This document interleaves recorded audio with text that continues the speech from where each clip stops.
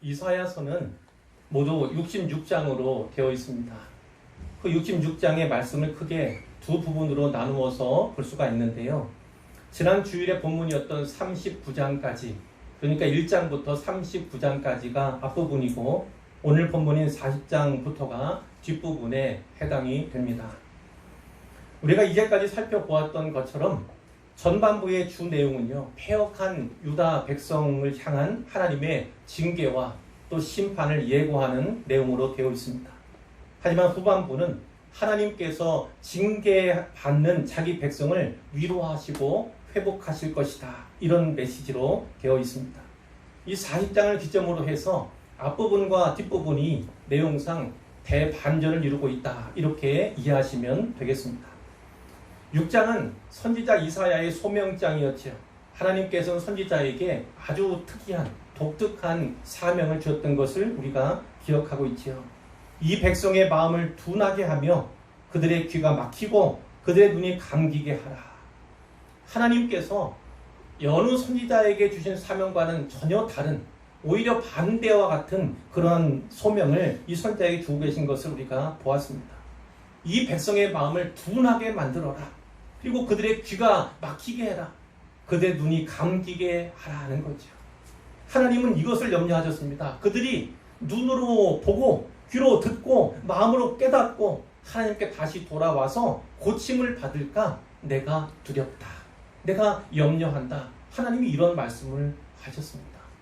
하나님께서 그 백성에 대해서, 그 자기 백성에 대해서 어떠한 생각을 갖고 계시는지, 심판과 징계만이 답이다, 이런 마음 갖고 계시는 것을 우리가 분명하게 알 수가 있고, 바로 이 소명을 위해서 부름받고 쓰임받은 자가 이사야 선지자였던 것입니다. 이사야는 이 소명을 따라서 하나님의 징계와 그분의 심판에 대해서 충실하게 예고하고 예언을 했습니다. 또 하나님을 불신했던 아주 악한 왕이죠. 아하스 왕과 그리고 선한 왕입니다. 하나님을 의지했던 히스기야 왕, 그 두 왕을 대조하면서 우리가 나누었던 설교 제목과 같이 믿음이 이긴다, 기도가 이긴다라는 하나님의 메시지를 선포했습니다. 히스기야는 중병으로 인해서 인생의 절체절명의 위기를 맞았습니다. 생사의 갈림길에 서는 개인적인 고난을 경험했어요. 또한 아수르의 침략으로 인해서 유다가 건국한 이래 최대의 국가적인 위기를 맞게 된 그런 왕이기도 했습니다. 그러나 그런 고난과 위기 앞에서 우리에게 응답받는 기도가 어떤 기도인가, 그 기도의 본을 보여준 그런 왕이기도 했습니다. 하지만 믿음의 사람, 그러한 믿음의 사람인 히스기야조차도 실수가 많았고 실패가 있었음을 우리가 보았지요. 하나님께 엎짓지 않고 강대국인 애굽과 바벨론을 의지한 왕이 바로 그였습니다. 15년의 수완을 연장받은 후에 낳은 아들인 므낫세를요, 믿음의 사람으로 잘 양육하지를 못했습니다. 그 결과로 므낫세는요, 유다의 모든 왕들 가운데 가장 악한 왕으로 이렇게 평가가 되는 것이고요. 하필이면 그 악한 왕인 므낫세가 무려 55년간 유다 역사에서 가장 오랫동안 왕위에 있던 그 왕이 바로 이 므낫세였던 것입니다. 결국 남왕국인 유다는요, 므낫세가 죽은 후에 약 40여 년이 지난 후에요, 주전 586년에 바벨론에게 멸망을 당하게 되지요. 뿐만 아니라 세 차례에 걸쳐서 그 유다의 거민, 예루살렘의 거민들이 포로 잡혀서 바벨론 땅으로 이주해 가는 그런 모습을 우리가 성경을 통해서 보게 됩니다. 성경은 우리에게 묻는 거예요. 우리에게 질문하는 것입니다. 위대한 신앙인이었고 하나님을 의지하는 면에서 모든 유다 왕들 가운데 전무후무한 타의 추종을 불허하는 평가를 받았던 그 히스기야조차 유다 나라의 운명을 바꿀 수가 없다면 더 이상 이스라엘에게 소망이 있는가? 그리고 누가 이스라엘에게 소망이 될 것인가? 과연 이스라엘의 소망은 어디서 찾을 수 있는가? 이것에 대해서 우리에게 질문을 하시는 것입니다. 그런데 8장 16절과 17절에 이런 말씀이 있었어요. 너는 증거의 말씀을 싸매며 율법을 내 제자들 가운데에서 봉함하라, 이런 말씀이 있었습니다. 선지자가 자기가 한 일에 대해서 기록을 남긴 거예요. 장래에 있을 일에 대해서 하나님의 말씀을 이미 받았습니다. 그런데 그 말씀을 봉인한 거예요. 봉인한 것을 제 아들에게 주었다, 맡겼다, 이런 내용입니다. 이 일을 행하면서 선지자는 이렇게 다짐하죠. 이제 야곱의 집에 대하여 얼굴을 가리시는 여호와를 나는 기다리며 그를 바라보리라, 이렇게 다짐을 합니다. 유다 백성은요, 하나님 여호와를 외면했습니다. 또 외면하는 유다 백성들에게서 하나님께서 얼굴을 돌리시고 그 얼굴을 가리셨다는 그런 말씀이에요. 이러한 상황이지만 선지자는 여전히 여호와를 기다립니다. 그분의 징계와 그분께서 자기 백성에 내리실 심판을 기다리는 거예요. 그리고 바라봅니다. 그 징계와 그 심판 너머에서 일하시는 그 하나님을 믿음으로 바라보는 것이 이 내용이다, 이렇게 볼 수가 있는데, 이사야의 제자들은 때가 되면요, 봉인된 이 하나님의 말씀을요 풀고 해제할 것입니다. 그리고 공개하고 선포할 거예요. 그 말씀이 바로 오늘 40장 이후에 기록되어 있는 이 후반부의 말씀이다, 이렇게 아시면 좋겠습니다. 유다와 예루살렘의 거민들은요, 징계하시는 하나님의 뜻에 따라서 바벨론으로 포로 잡혀갔습니다. 그리고 포로 생활이 오랫동안 계속되었죠. 그 기간 동안에 슬프고 아팠을 것입니다. 그러나 그 슬픔과 아픔을 지나서 이제 절망과 체념과 포기하고 싶은 그런 마음이 그들을 지배하기 시작했습니다. 이때 이사야의 이 봉함된 말씀이 다시 해제되고 이제 선포가 되었던 거예요. 이 말씀은 포로 자리에 있던, 그 포로로 살아가고 있던 유대인들에게 다시 소망을 주는 소망의 원천이 되었음을 우리가 기억할 필요가 있습니다. 놀라운 것은요, 비록 후반부 내용이 바벨론에서의 포로 생활이 거의 끝나가는 그 즈음을 역사적 배경으로 하고 있기는 합니다. 그런데 이 위로와 이 회복, 그리고 이 구원과 자유의 메시지는요, 시대와 장소를 초월해서 속박 가운데 있는, 그리고 삶의 즐거움 가운데 있는 인생의 쓴맛 바라보면서 경험하며 살아가는 그들에게, 모든 하나님의 백성들에게 위로가 되고 소망을 주는 말씀이다, 이렇게 말씀을 드릴 수 있겠습니다. 재미있는 건 선지자가요, 자기의 메시지를 이렇게 읽도록 하는 그런 데 신경을 많이 썼다는 거예요. 예컨대 앞부분의 내용은 아하스 왕이라든지 히스기야 왕이라든지 역사적인 배경이, 시간적인 배경이 분명하게 드러나는 그런 부분들이 많이 있지만, 이 40장 이후 66장까지의 말씀 가운데서는요, 그러한 역사적인 배경을 유추할 만한 부분들이 거의 없습니다. 하나가 있는데, 하나가 바사왕 고레스. 바사왕 고레스 얘기가 나오면 이때가 언제쯤이다, 유다가 또 이스라엘이 어느 시점에 있다 하는 것을 짐작할 수 있잖아요. 그 고레스 왕에 대한 언급을 제외하고는요, 역사적인 배경을 유추할 수 있는 부분이 전혀 없다는 거예요. 그것은 이 선지자가 이 말씀을 기록하면서 어떤 의도를 가지고 있다고요? 단지 그 유대인에게만 아니라, 그 포로된 자들에게만 아니라, 그 이후에 이 메시지를, 하나님의 말씀을 받고 듣는 모든 사람들에게 이 말씀이 소망으로, 그 삶의 자리와 그 즐겁된 삶의 자리에서 소망으로, 희망으로 일으켜지기를 원했다는 것을 우리가 바라볼 수가 있다는 것입니다. 사랑하는 성도 여러분, 꼭 기억하시길 바랍니다. 하나님께서 때로는 인생을요, 그리고 공동체를 징계하실 때가 있습니다. 하지만 그때조차 하나님은 결코 자기 백성을 잊는 분이 아니시고요, 버리시는 분이 아니시고 포기하지 않는 분이라는 사실을 반드시 기억하시길 바랍니다. 원죄이지만 인간의 죄가 하나님과 사람 사이를 갈라놓았습니다. 사람 편에서는 다시는 하나님께 갈 수 있는 방편이 전혀 사라져버린 거지요. 소망과 희망의 근거가 끊어져 버린 것입니다. 그뿐만 아니라 이 하나님의 백성인 이스라엘이 하나님 앞에 범죄하는 그것으로 말미암아서 하나님과 사이가 끊어졌어요. 하지만 기억해야 합니다. 그 원죄조차도 이스라엘이 범한 것처럼 이 하나님의 백성이 짓는 그 죄조차도요, 우리를 향한 하나님의 선하심과 그분의 신실하심을 결코 멈추게 할 수 없다는 사실을 분명하게 기억해야만 합니다. 그렇기 때문에 소망에 대해 이야기한다면 소망은 결코 우리 편에 있는 것이 아닙니다. 히스기야와 같은 그 믿음의 사람도 유다의 멸망을 막지 못했습니다. 그 믿음의 사람도 실수했고 때로는 실패했다는 거지요. 하나님의 긍휼을 잊기에는 한계가 있는 것이 우리의 모습이고 우리의 형편이라는 사실을 우리가 알아야겠습니다.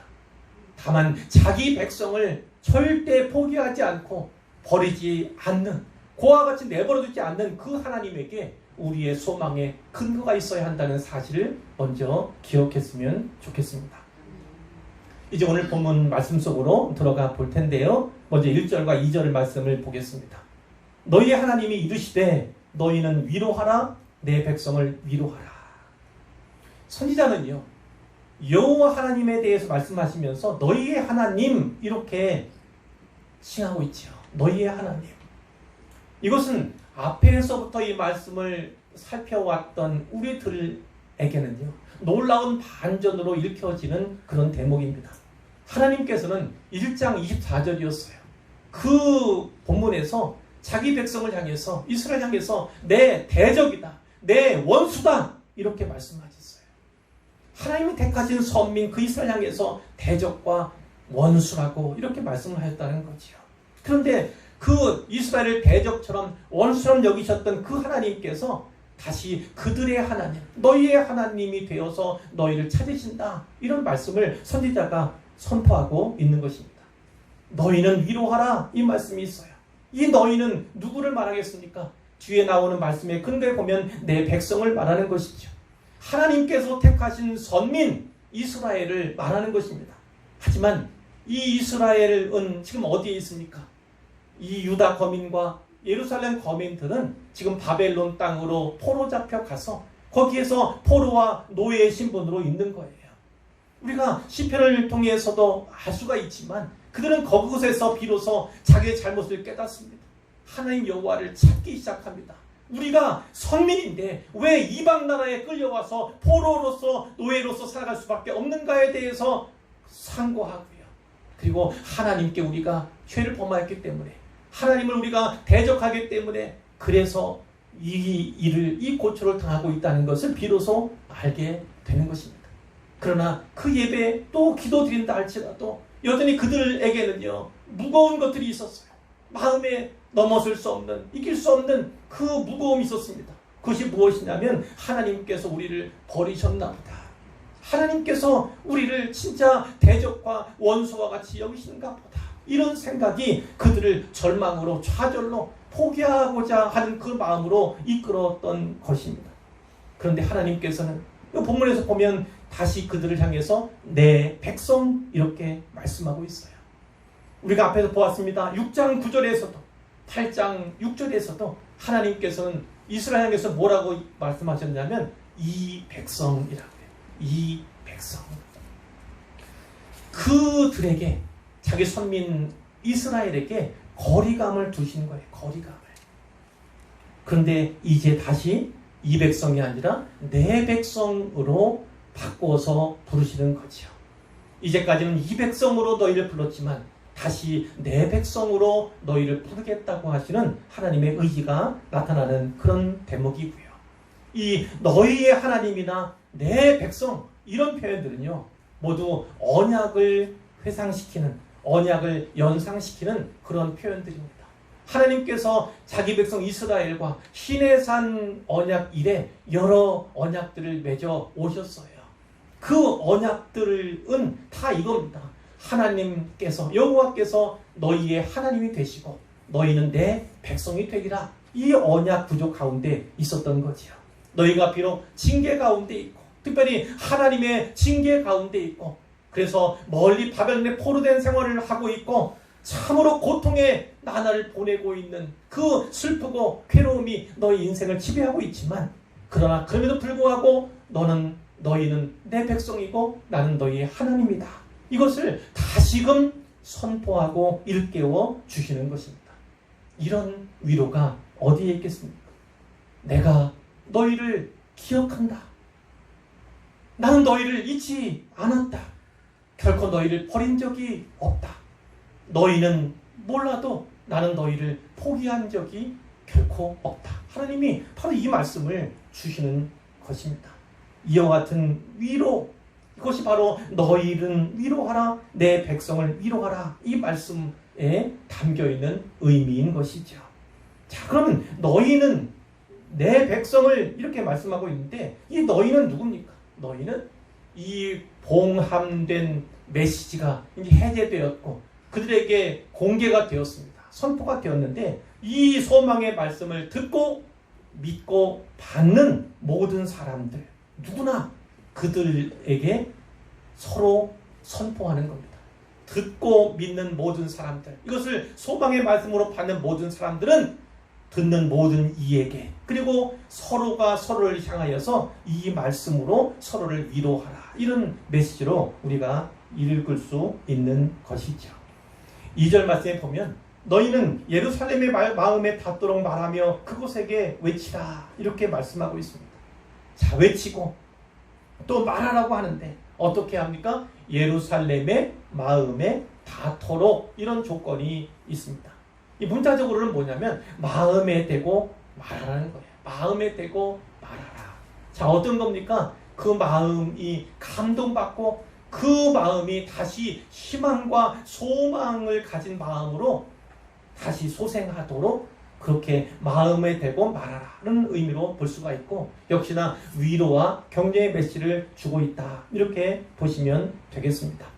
자, 그럼 선포되는 메시지가, 선포해야 하는 메시지는 무엇입니까? 그 뒤에 있는 그 노역의 때가 끝났고 그 죄악이 사함을 받았느니라. 그의 모든 죄로 말미암아 여호와의 손에서 벌을 배나 받았느니라. 이런 말씀이 예수님, 하나님께서 그 선지자를 통해서 또 무사람들을 통해서 서로가 서로에게 위로로 선포해야, 주어야 할 그런 메시지인 것을 우리가 보게 되는데, 노역의 때가 끝났다는 것입니다. 바벨론의 포로 생활, 이제 70년이 끝나간다는 그런 의미입니다. 그리고 그 모든 죄악에서 용서를 받았다, 죄상을 받았다는 것이 하나님의 메시지인 거지요. 그리고 그 죄에 대한 대가를 이미 만족할 만큼 충분히 받았다 하는 겁니다. 자, 무엇을 말하는 겁니까? 대가를 충분하게 치렀으니까 이제는 회복만 있을 것이다.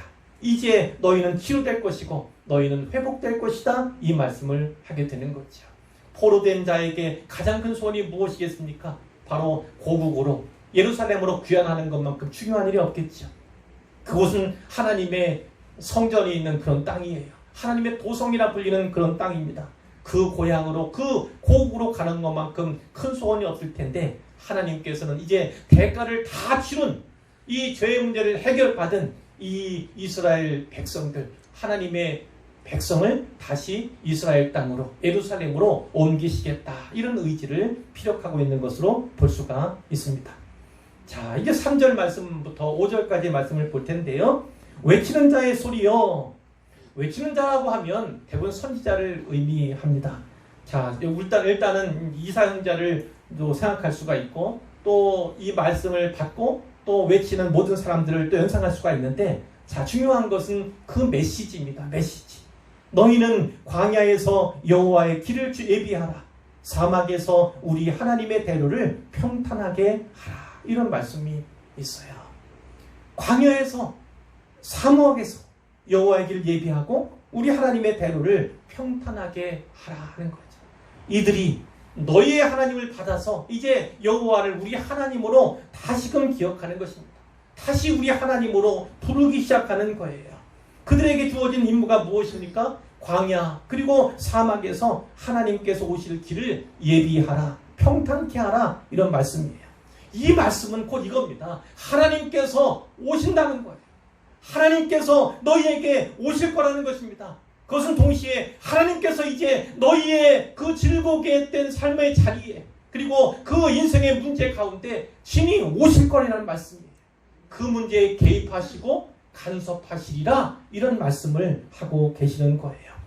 그러면 하나님의 길을 예비하고 평탄케 하는 방법이 무엇입니까? 4절에 골짜기마다 도두어지며 산마다 언덕마다 낮아지며 고르지 못 아니한 것이 평탄하게 되며 험한 곳이 평지가 될 것이요. 자, 골짜기는 움푹 패인 것이잖아요. 인생으로 친다면 진짜 사망의 자리요, 고난의 자리에 있는 그런 형편이라고 볼 수가 있어요. 그리고 이미 이 사람들은 사회적으로 이 공동체가 이 포로된 자잖아요. 이방 땅에 포로 잡혀가 있는 그런 자잖아요. 마음이 이미 너무나 움푹 패어 있는 그런 곤고와 시련 속에서 고통 가운데 있는 그런 모습들이에요. 그러나 그것도 다시금 마음을 되찾으라는 말씀이에요. 다시금 회복을 위해서 소원하는 마음, 기대하는 마음을 가지라는 것입니다. 자, 험한 곳은 무엇이겠습니까? 산마다 언덕마다 무엇입니까? 교만해진 마음들을 다 깎아내리라는 것입니다. 그 영적인 걸림돌, 하나님께서 왕으로 오실 때, 그분을 맞이할 때 걸림돌이 될 영적인 문제 상황들, 그 상태들을요, 회복시키라는 겁니다. 교만은 낮아지게 하고요. 그리고 무너진 부분들, 패인 부분들, 그것은 돋가야 한다는 것입니다. 기억하십시오. 여호와 하나님을 왕으로 모시기를 원하면 그분이 진정 내 문제 상황에, 그리고 우리 사회와 나라의 문제 상황에 개입하시고 간섭하시길 원한다면, 그분이 오실 것을 진정 믿고 초청하는 마음, 그리고 그분을 영접하고자 하는 마음이 있다면 먼저 해야 할 일은 우리의 마음판을 정비하는 것입니다. 왕으로서 인정해 드리고 그분을 진짜 왕으로 영접할 그 마음이 있다면, 자, 왕이 행차하실 때, 미리 오신다고 통보가 왔을 때 해야 할 일은 무엇입니까? 여기에 있는 것처럼 카페트를 깐다든지요, 아니면 땅을 고르게 하는 것, 그것만큼 중요한 일이 없어요. 먼저 해야 할 일이 없습니다. 그것을 이 사막이나 광야에 베푸는 것이 아니라 사막과 같은, 광야와 같은 너희의 마음판에, 우리의 마음판에 하나님의 길을 예비하라는 것이 오늘 메시지의 근간이라고 볼 수가 있습니다. 자, 5절에 보면 여호와의 영광이 나타나고 드디어 하나님께서 영광의 행차를 하신 거예요. 자, 그리고 그때 모든 육체가 그것을 함께 보리라 이렇게 말씀했습니다. 그 모든 육체는 모든 사람들을 말하는데, 이 하나님의 선민인 유대인들 뿐만 아니라 모든 열방의 모든 민족과 족속들도 함께 이것을 보게 될 것이다 이렇게 말씀하고, 이는 여호와의 입이 말씀하셨느니라, 하나님께서 말씀하셨음, 그러므로 이 일은 반드시 이루어지게 될 것이라고 이렇게 도장을 찍는 그런 역할을 하는 것이 여호와의 입이 말씀하셨느니라, 이런 말씀인 거예요. 결국은 소망의 근거는 하나님께 있고, 그 하나님께서 우리에게 오실 때 우리의 삶의 문제 상황, 그리고 국가적인 사회적인 그런 문제 상황 가운데 하나님께서 개입하시고 간섭하실 때 하나님께서 그 세상을 치료하시고 우리의 문제 상황들을 다 없이 하며 또 다 고쳐주실 것을, 회복하게 해주실 것을 약속하는 말씀으로 우리가 받을 수 있는 거지요. 그런데 이 말씀은 뒤에서 인용이 또 되죠. 신약시대 복음서에서 인용이 됩니다. 예를 든다면 마태복음 3장 1절에 보면 세례 요한 그 사명에 대해서 말하면서 이렇게 얘기죠. 세례 요한이 유대 광야에서 전파하며 말하되 회개하라, 천국이 가까이 왔느니라. 예수님께서 오시는 그 길을 예비하는 자로 준비된 자가 바로 이 세례 요한이잖아요. 그 세례 요한에 대해서 이야기하면서 이 마태복음 기자인 마태가 이렇게 기록합니다. 그는 선지자 이사야를 통하여 말씀하신 자라. 일러스되 광야에 외치는 자의 소리가 있어 이르되 너희는 주의 길을 준비하라, 그가 오실 길을 곧게 하라 하였느니라. 이 포로된 이스라엘 백성들에게 하나님이 오시는 것만 아니라, 그때만 아니라 이제 그 이후에 시간이 많이 흘러서 예수 그리스도께서 이 땅에 사람의 몸을 입고 이 땅에 오시는 그 초림이 있잖아요. 그 초림의 때도 예비할 자가 바로 세례 요한으로 구별된 것이고요. 그 세례 요한이 동일하게 선포하고 있는 겁니다. 주님 오실 길을 예비하라. 자, 오늘 우리는 또 어떤 주님을 바라봅니까? 다시 오실 재림의 때를 바라보고 있지 않습니까? 동일합니다. 메시는 동일해요. 하나님께서 그 포로된 자들에게 오실 때와 그리고 영적으로 포로되고 사탄과 죽음 가운데 죄 가운데 놓여 살아가는 그들 위해서 그들 해방과 또 자유를 주시기 위해서 오시는 예수 그리스도 초림의 그 예수 그리스도를 맞을 때도 역시 주의 길을 예비하는 것이 필요한 것이고요. 이제 오늘 살아가는 우리 이 역사의 마지막 때 이 말세지 말을 살아가는 우리 역시 다시 오실 주님 재림의 주님을 바라보면서 기대하면서 그분이 오실 길을 예비하는 그런 사명을 받은 자임을 분명하게 기억하셔야 하는 것입니다. 중요한 것은 그분이 오신다는 거예요. 그분이 오시면 우리의 삶은 변화될 수밖에 없고 우리의 문제적인 상황은 다 해결될 수밖에 없습니다. 중요한 것은 그분이 오시는 것을 모든 육체가 다 볼 것이지만 중요한 것은 크게 두 부류로 나뉜다는 것입니다. 그분이 오시는 것을 기쁨으로 즐거움으로 맞을 인생이 있는가 하면 그렇지 않고 정반대로 그분이 오는 것을 두려워할 수밖에 없고 오히려 염려할 수밖에 없고 오지 않으셨으면 하는 바람 가운데 그분을 맞이할 그런 인생이 세상에는 많이 있다는 사실입니다. 우리가 알아야 할 것은 바로 그분을 어떻게 맞아야 하는가, 그분을 맞을 준비가 우리는 되어 있는가를 확인하고 확증하는 그러한 노력과 수고가 분명하게 있음을 우리가 기억해야 할 것입니다. 이제 말씀을 맺으려고 하는데요. 첫 번째 주고 싶은 말씀은 이겁니다. 하나님의 본심을 깨달아야 합니다. 하나님의 본심을 깨달아야 해요. 이 이스라엘과 유다 역사는 유대인 역사를 왜 오늘 우리가 배워야 하는가? 왜 우리가 그곳에 관심을 기울이고 왜 성경은 다 그들의 역사에 대해서 다루는가? 이렇게 의아하는 그런 부분이 있을 수 있어요. 그것은 샘플입니다. 샘플. 모델이에요.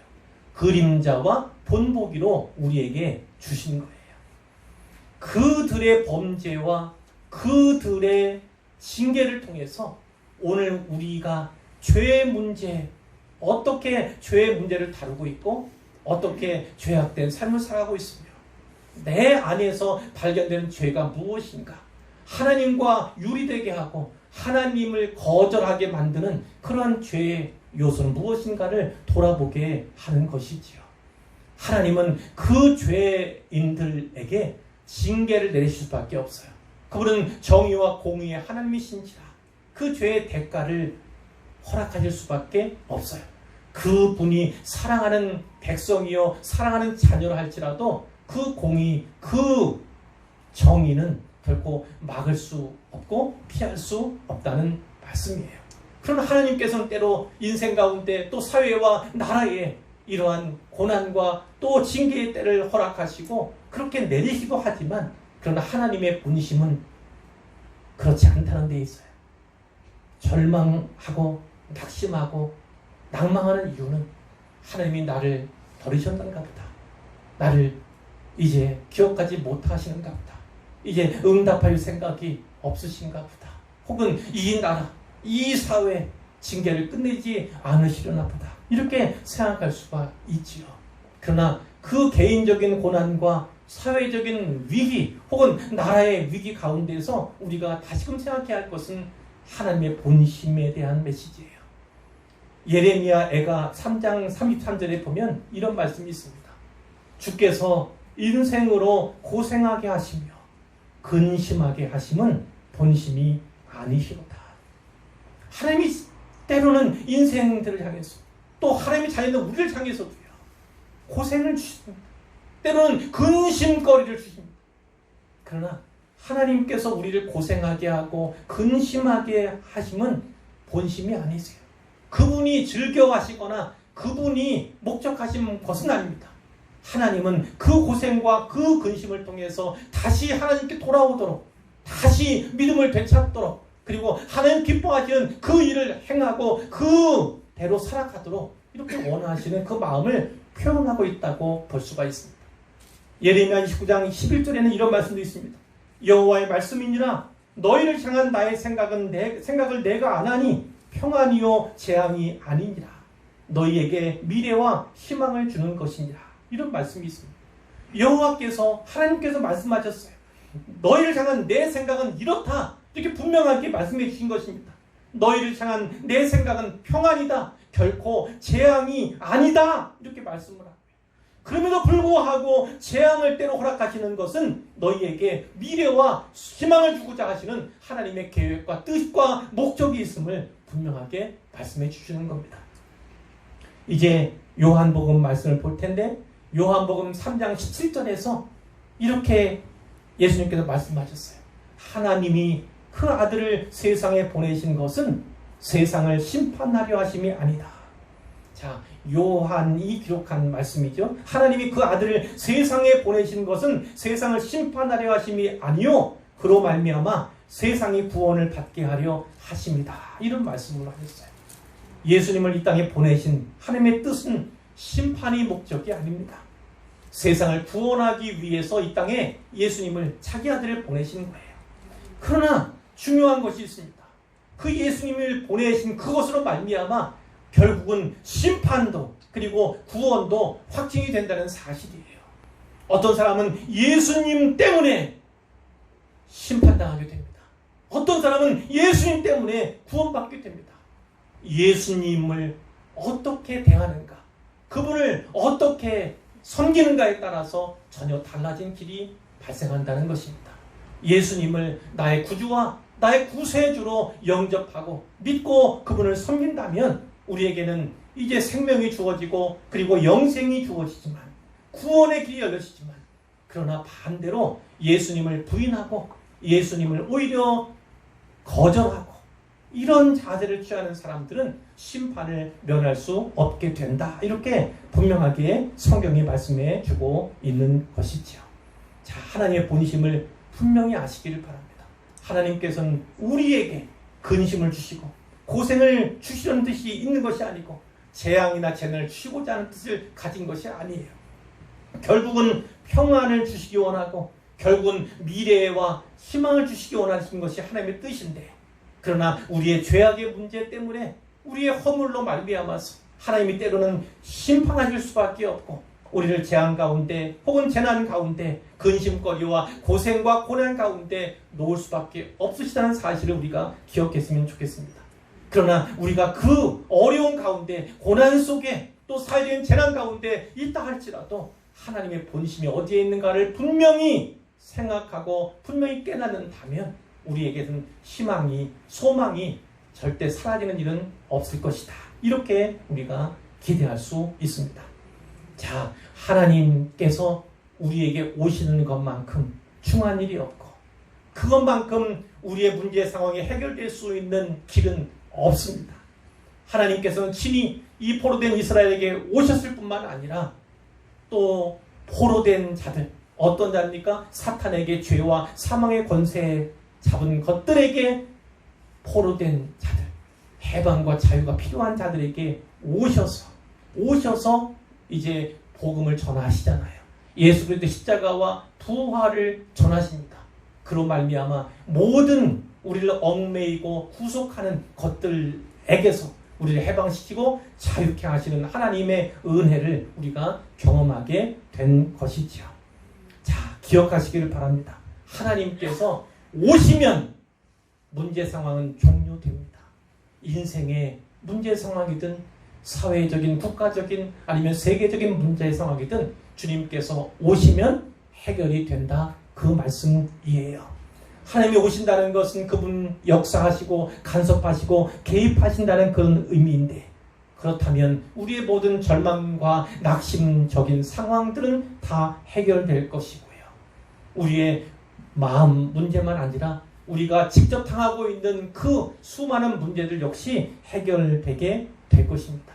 그러나 이것은요, 분명한 명령으로서 주어지긴 하지만 모든 이에게 모든 육체가 그분이 오는 것을 바라보게 되는 것은 마땅하지만 그러나 분명히 그분으로 말미암아 오시는 하나님으로 말미암아 오시는 주님으로 말미암아 다시 오시는 주님으로 말미암아서 두 부류로 나눠지게 될 것인 사실을 꼭 기억하십시오. 나는 그분을 기쁨과 즐거움으로 받을 것인가? 아니면 두려움과 큰 염려와 마음의 고통 가운데 그분을 맞을 것인가? 그것은 바로 우리에게 달려있는 것입니다. 우리의 선택과 우리의 마음, 그리고 우리의 생각, 우리의 믿음과 관련이 있다는 말씀이에요. 우리가 이 시대에 해야 할 일은 바로 이겁니다. 너희는 위로하라, 내 백성을 위로하라. 하나님께서 택하신 백성들이 있습니다. 이 가운데도 있지만 아직 예수 믿지 아니하고 세상 가운데 살아가는, 오히려 예수님을 또 교회를 그리고 기독교를 배척하고 오히려 손가락질하는 그들 가운데도 하나님께서 예비하신 자들이 있음을 우리가 알아야 합니다. 지금은 하나님을 아프시게 하고 오히려 기쁨보다는 고통을 드리는데 앞장서는 그들이라 할지라도 그 가운데도 여전히 하나님께서 택하신 백성이 있음을 꼭 기억해야 합니다. 그래서 우리가 해야 하는 일은 무엇입니까? 하나님의 위로를 전하는 것입니다.